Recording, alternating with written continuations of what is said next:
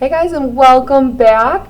Today we are going to be taking that background that we painted last time and we're going to be creating kind of an into the woods photo. It's going to look something like this. So as you can see, we're going to be having our tint was the background, right?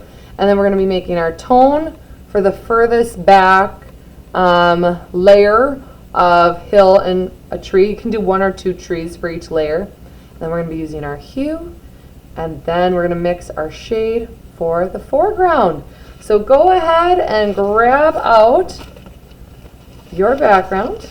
We'll get a fresh one here so we can work on this together. Whoops, grab this one. And here we go. So I've got my tint in the background. I need to next make a tone. So with the tone, remember we use our gray, our color plus gray. But we need a mix of gray. And we always want to start with the lightest color first. So I'm going to start with the white. My goodness, it's hard to see that, isn't it? White on white, not easy to see. So since white is the lighter color, I always start with the lightest color first. And then I'm going to add in just a little bit of the darker color. So here's my black, adding it to the white to make our gray. There we go, mix it all on up. But a tone isn't just gray, right? Gray is just gray. A tone is our color plus gray. So now that I've got my gray made, I need to add my color to it. So here we go. Taking my paint and adding it to the gray, just like that. And we're gonna mix that on up next.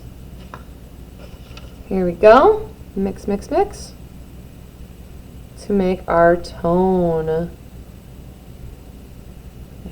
Here a little bit more. There we go. So now, once I've got my tone all nice and mixed up, it's even, it's smooth. Mine kind of looks like a shady peanut butter here. All right. So what I'm going to do then with that is I'm going to do my farthest back layer of ground plus a tree, or 2. So I always do the ground first to make sure that I have enough to complete the ground. And I don't bring my ground all the way to the bottom. I like having this little area for my fingers to kind of hold on to the paper, because otherwise if I paint all the way to the bottom, I'm not going to be able to hold it, right? Or I could. I'm just going to get my fingers real dirty, that's all. So I usually just kind of leave a little bit, because I know once I get to the shade, which is my foreground, that is when I'm going to be using my paint to cover all of this up. So I'm not worried about that right now. So there we go. I've got my ground. Next, we're going to put in 1 or 2 trees. So let's see, maybe I'll start with a tree over here. Now, one thing I like to do, you guys, I like to do one of my trees where I leave like a circle like that. And then I like to pretend that that's where an owl lives. You don't have to do that, but I think it's kind of fun to have a tree for an owl to live in. So if you want to add that to one of yours, you can too.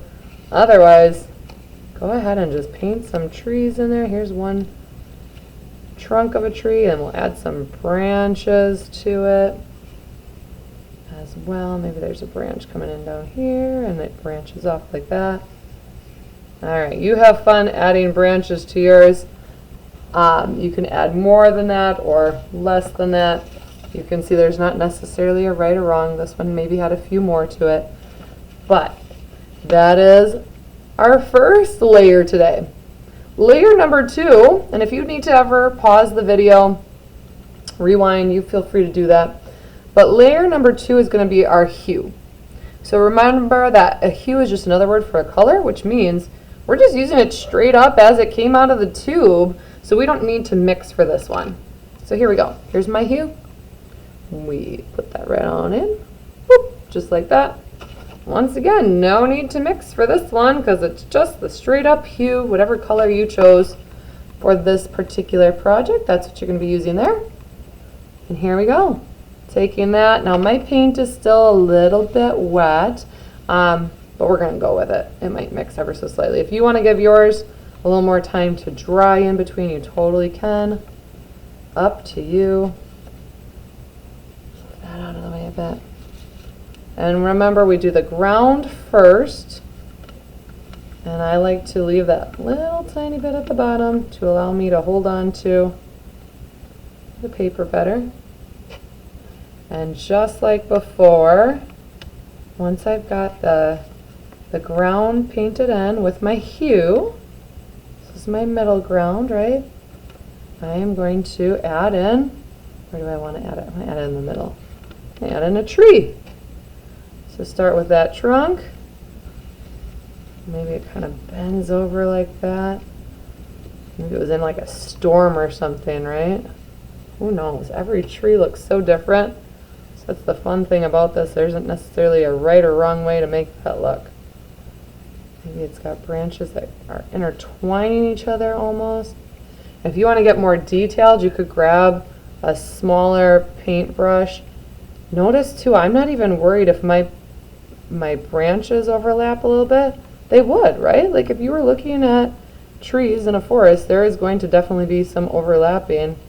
They don't all line up perfectly for your eyesight. So there we go. We've got our hue. Feel free to take more time with yours and let it dry. But for the sake of this video, I don't want it being like a 30-minute video for our demo only. So we'll continue on to the last step, which is our shade.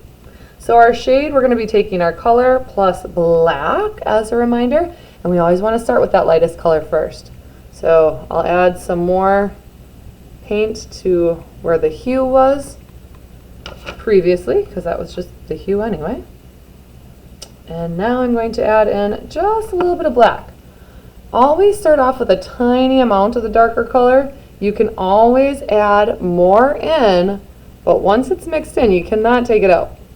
So always good idea to start with just a little bit, and you can always add more if you like. All right, mixing that all up. I want to make sure it's good and it's like a smooth consistency, that it's not looking marbled or anything. Okay, still looks a little bit marbled. I'll mix that a little bit more. Once we've got that, and if you're thinking it looks good, go ahead and use it. If you think it needs a little bit more darkness to it, once again, you can always add a little bit more of the black to it. So I just added a slight bit more, just for funsies.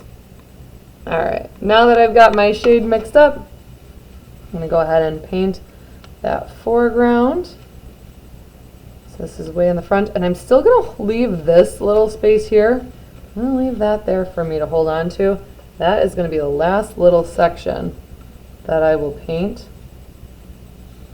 Because once again, I just wanna always make sure I have somewhere to hold on my paper, right? So here we go.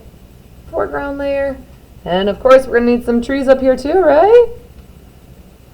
There we go. And once again, I'm not worried if I'm crossing over with some of the other trees. That's what it would be like out in nature. There would be some overlapping with however we're viewing it.